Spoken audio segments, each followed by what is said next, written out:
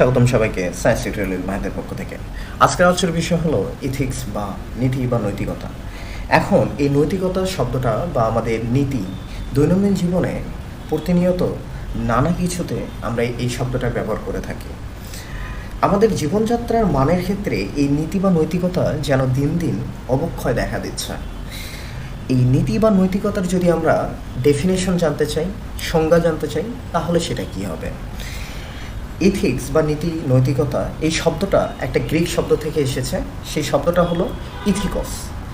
Ethics meaning হলো conduct, habit or custom.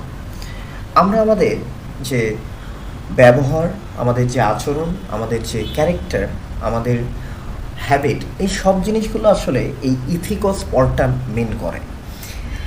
এই সব জিনিসকে আমরা অনেক সময় আমাদের মোরাল বা আমাদের মোরাল ফিলোসফিতে ইনক্লুড করে থাকি। এখন মোরাল ফিলোসফির সাথে এই জিনিসটার রিলেশন কি?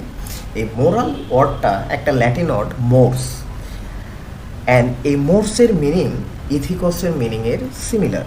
সো ইথিক্স হলো একটা মোরাল ফিলোসফি যেটা আমাদের আসলে দৈনন্দিন জীবনে কিভাবে আচরণ করা উচিত, আমাদের স্বভাব কেমন হওয়া উচিত, আমাদের জাজমেন্টগুলো কেমন হওয়া উচিত, আমাদের হ্যাবিট কেমন হওয়া উচিত, আমাদের জীবনের প্রিন্সিপালগুলো কেমন হওয়া উচিত, এই সব জিনিসগুলো আসলে ইথিক্সে আলোচনা করা হয়। এখন ইথিক্স হলো একটা সায়েন্স। হঠাৎ যদি এটাকে সায়েন্স বলা হয় তাহলে অনেকে অবাক হয়ে যাবে যে এটাকে কেন সায়েন্স বলা হচ্ছে। সায়েন্সের একটা টাইপ হলো প্রেসক্রিপটিভ সায়েন্স। প্রেসক্রিপটিভ মানে হলো যেটা অলরেডি কেউ না কেউ প্রেসক্রাইব করে রেখে দিয়ে গেছে, লিখে রেখে দিয়ে গেছে। দেখো তো, আমরা ছোটোবেলা থেকে প্রতিনিয়ত যখন কোনো একটা জিনিসকে ভালো বা মন্দ বলি, কোনো একটা জিনিসকে ঠিক বা ভুল বলি, সেই সব জিনিসগুলো কোনো না কোনো একটা রিটেন ডকুমেন্ট বা কোনো একটা রুল বুক বা কোনো একটা রিলিজিয়ন ওর যে কোনো কিছুতে লিপিবদ্ধ করা আছে। সেই প্রেসক্রিপশন বা সেইটার আলোকে আমাদের জীবনের ব্যবহার, জাজমেন্ট সব কিছুকে আমরা কম্পেয়ার করি, যেটাকে আমরা আমাদের ইথিক্স বলে থাকি। সো ইথিক্স হলো একটা প্রেসক্রিপটিভ সায়েন্স, অ্যান্ড এই ইথিক্সের প্রেসক্রিপটিভ সায়েন্সের একটা ডেফিনেশন একজন ফিলোসফার ডেভিড হিউম দিয়েছে। তার মতে আমাদের জীবনে the relationship between is and word is ethics. এখন ইজের মানেটা কি, ওয়াটের মানেটা কি? ইজ মানে হলো রিয়েল ফ্যাক্ট, ওয়াট মানে হলো ভ্যালুস। এখন রিয়েল ফ্যাক্ট অ্যান্ড ভ্যালুস এই দুটো জিনিস আবার কি? আমরা ধরো কোনো একটা কাজ করতেছে, আমরা কাউকে থাপ্পড় মারতেছি, কোনো একটা রিক্সাওয়ালাকে থাপ্পড় দিচ্ছি।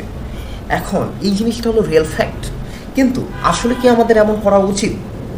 আমাদের কি করা উচিত বা আমাদের ভ্যালুসটা কি? এই দুইটা জিনিসের রিলেশনই হলো আসলে ইথিক্স।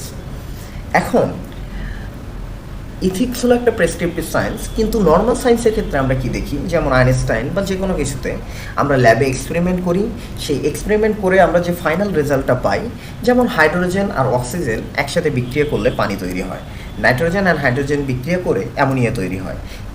এটি কিন্তু একটা এক্সপেরিমেন্টাল সায়েন্স, কিন্তু ইথিক্সটা হলো একটা প্রেসক্রিপটিভ সায়েন্স। এখন ইথিক্সের অনেকগুলো ডেফিনেশন দেওয়া আছে। এই ইথিক্সের অনেকগুলো ডেফিনেশনের মধ্যে একটা জিনিস হলো এথিক্স ডিফাইন করে কোনটা ভালো আর কোনটা খারাপ। এখন এই জিনিসটা কিন্তু একটা রিলেটিভ টার্ম। কেমন রিলেটিভ টার্ম?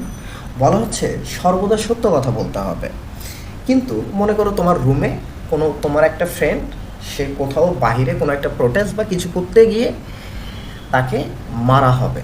এখন সে এসে তোমার রুমে আশ্রয় নিচ্ছে, তোমার বেডের নিচে। তোমাকে এসে যখন গেট নক করে বলা হচ্ছে যে সেই পার্সনটা কি তোমার রুমের ভিতরে আছে, তুমি কি বলবা? যদি তোমার অ্যান্সার হয় ইয়েস, আর যদি তোমার অ্যান্সার হয় নো, এই দুটো জিনিসের মধ্যে কিন্তু তুমি একটা কনফিউশনে থাকবা।